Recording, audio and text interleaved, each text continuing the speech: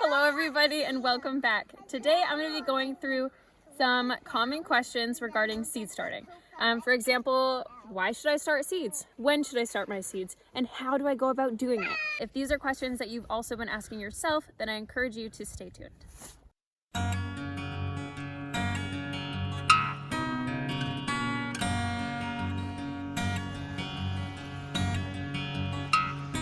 How's that icicle? Yep.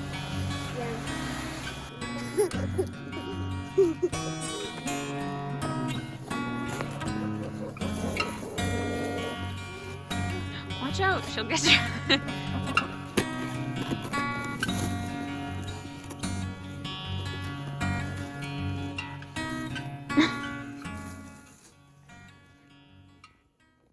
The main reason that I start seeds inside is to lengthen my growing season. I live in zone 5B in Maine, and even though right now it's snowing outside, we are gonna have a last freeze at some point.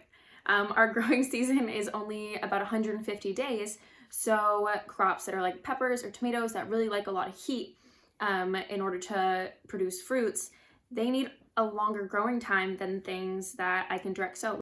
So since I start those inside, I'm able to take established plants and put them outside. So that's gonna make them actually be able to produce fruit because I lengthened the amount of time that they can grow. So this right here is how you find your growing zone.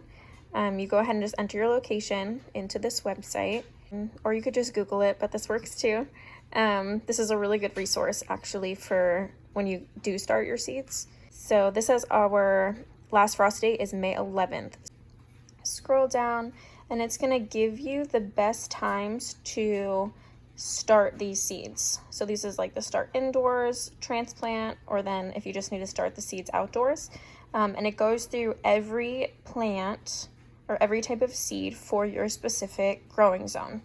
Another reason why I start seeds inside is because it's cost effective. Buying a package of seed they range from like $1 to $4 or $5. Buying a package of seeds is so much more cost effective than going to my local nursery and buying 4 or 5 started tomato plants at $5 a pop. So growing my own seeds inside also gives my kids something to do. It kind of bridges the gap between, oh, it's snowing, it's beautiful, to, oh my gosh, we're the end of March and it's still snowing. So the whole time we have seeds going inside. Either we're growing microgreens, or right now we're just waiting to start our seeds inside.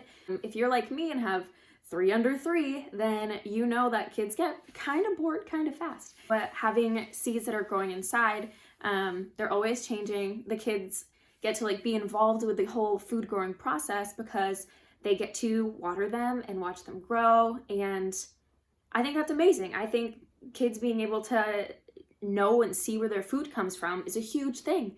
I like that I can ask Brooklyn where food comes from and she says farmers and she doesn't say Walmart.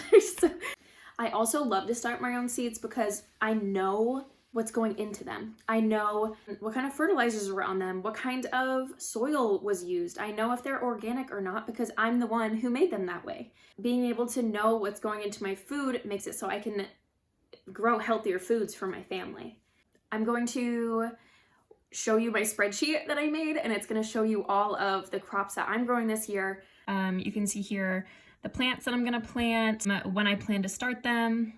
This is with the average last frost date of about May 11th, but that's like average. You have a 30% chance before and after that date to still get a freeze. If you remember last year, us down here, we got a late freeze June 1st and it wiped out half my tomatoes and half my peppers. Yes, I cried. It was so sad.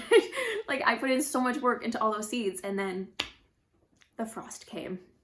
Sometimes you're gonna have setbacks, like a late frost killing all your tomatoes, but you're also gonna have a lot of victories and a lot of great moments, especially if you're growing this garden with your family, especially if you like to eat fresh food. You're also gonna get that reward. Guys, you don't need to seed start everything.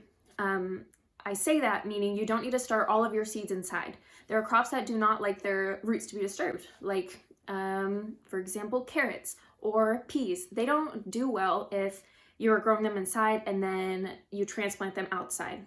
First of all, like carrots are a root vegetable, so you want their roots to stay intact so they can produce that fruit for you. The biggest piece of advice that I can give you is to read your seed packets. It doesn't matter if you bought your seeds at the Dollar Tree or if you went on pinetree.com like I did and bought them local. It doesn't matter. There's going to be so much useful information on your seed packets. And if you don't know something, Google it. Google is your friend. I mean, most of the time. Gardening, yes. So once you either make a spreadsheet like I do or just put all of your seeds in the bags that they go into in order to just grab them and plant, the date that you write on there or your average last frost date, put it in your phone. Like set an alarm, set a reminder. If you forget to start something and you start it late, it's not the end of the world. Like there's a lot of wiggle room with starting seeds. And guys, if worse comes to worse and some of the seeds that you started either didn't germinate or like just stopped growing, try again. Try growing them again. What do we tell our kids when they fall off their bike? We tell them to get back up and to try again. So if you kill a few seeds along the way to your garden this year, then that's fine. So there's probably like a million different ways that you can set up your seeds and like organize them so you know which ones you're going to be planting when. So to do that, I look at the seed packet. So all of the packets that have 8 to 10 weeks or around that time, I put them all in their own bag. So when it's time, March 16th, I'm just going to go pick up this whole bag and start all of these seeds. So this is 8 to 10 weeks before my last frost date. You can see when we're starting like peppers. That's my peppers and tomatoes. Some different variety of onions. 4 to 6 weeks. These are things like kale and some different spinaches and stuff. These ones are 3 to 4 weeks. And then I have this guy. This is my direct sow packet. So this is like my peas and my beans, cucumbers, my carrots. So this is how I set up my system for which seeds I start when. So then when it comes time to actually start those seeds, I can just grab the bag that I need to and start them. So this is a binder that I keep of all my overflow seeds. So you can see just a picture of like my garden setup and all the veggies and flowers that I want to grow this season. This binder is mostly flowers and like extra things that I have that I would like to plant. I hope this video has inspired you to get your seeds started. I'll see you in the next video.